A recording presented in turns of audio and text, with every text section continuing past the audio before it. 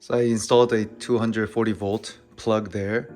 Because I only have one and I have two cars, I'm using a Neo charger. So on the left, I have the Tesla charger that goes here and it's charging. Very innovative system. It's such a small quality and the charging speed is very similar. And I'm charging up to 100% for first time. And this is my Taycan charger. It is much bigger system. And because I'm not doing a fast charging, I can charge it from the driver's side. So that's convenient. And even comparing these two cables, see, look at the cable difference.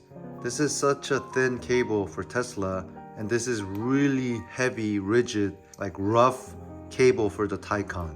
This is more common for EVs, and this is Tesla's innovative system. It's much flexible cable. So I kind of organized it there, so it looks nice. Porsche Taycan with the battery plus performance battery on it.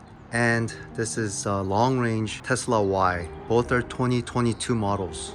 Don't mind my dirty garage. This is a 21 inch and that's 20 inch, but 20 inch looks bigger for some reason.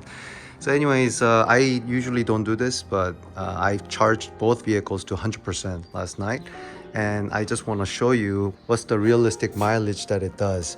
So on a Tesla, it's on 100% right now. It's at 100%. It says it can go 327 miles. So right now, currently, it's 1,863 miles. I wanna bring this down to 20% and see what the mileage is at this point and find out the difference and which car does the better electric mileage. In a couple days, I used it up.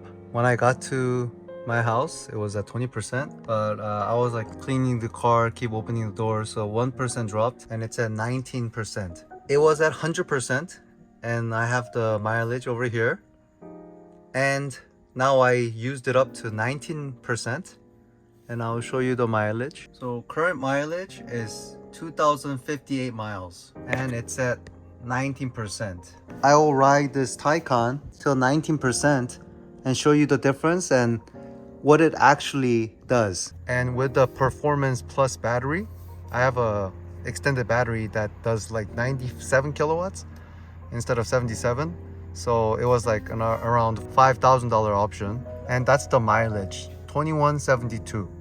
So I will get you the realistic mileage, the consumption of the energy for Taycan performance plus battery option. And I don't usually drive it on normal mode, so I do the individual. So over here I set up an individual drive mode configuration, so it's always that drive mode, sports plus on and on. If you set this up, spoiler pops up and all the suspensions and chassis, it'll drive the maximum performance. And the reason why I drive Taycan is because of the performance, right? So if I do that, I can go 284 miles. I'll always drive on the sports plus individual and show you the difference between the Taycan and the Tesla Y long range. These two cars are both long range vehicles. This is a Tesla Y long range version, and that's the Taycan with the performance plus battery option on it. That was about $6,000 extra. And it's not like I'm driving 65 miles per hour on the freeway and driving 35 miles per hour on the local streets. Just it's realistic. I'm driving on the freeway, braking, sometimes accelerating fast, and this car is super fast, and that car's fast too, and I'm just enjoying the car. Okay, so it's at 20%. It might drop down to 19%, so I want to record all this because it's very hard to get 19% there, see? The mileage is 2348, so 100% down to 19%, 2349. And let's see if we can do one more mile to 50 at 19%. Who knows? Maybe not. It's very scientific. I'm gonna write a thesis and get my master's.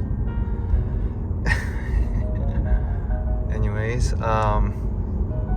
today I don't work, So I'm heading into downtown so I can get some delicious food. Anyway, still at 19%. So it did one more mile, 2351 on a 19%. Okay, so overall test, Tesla Y. When I charged to 100%, it promised 327 miles. When I got down to 19 miles, it was left with 64 miles. So promised was 263 miles, but actual miles driven based on the mileage is 195. If it was 81% and it drove 195 miles, if it went to zero, it does 240 miles based on the average. Porsche Taycan, so overall 234 miles. But based on the mileage that it was driven, it actually driven 179 miles. So if you calculate the average of 100% to zero, it's 220 miles. So this thing does 240 miles and this thing does 220 miles with the Sport Plus mode. And so I think with the normal mode, it will do similar to 240 realistic miles, just driving regularly. And I will do more comprehensive comparison between the Taycan and the Tesla.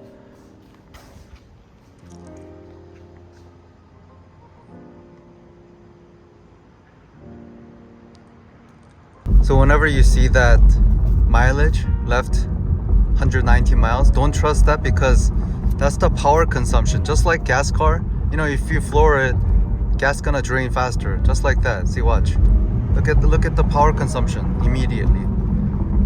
So always trust that percentage. Right now I have 43%, but even then, when I floor it all the time, see, I only drive it on Sports Plus mode, and you know, that's gonna drain a lot faster. So, but then at least you know the percentage, you know.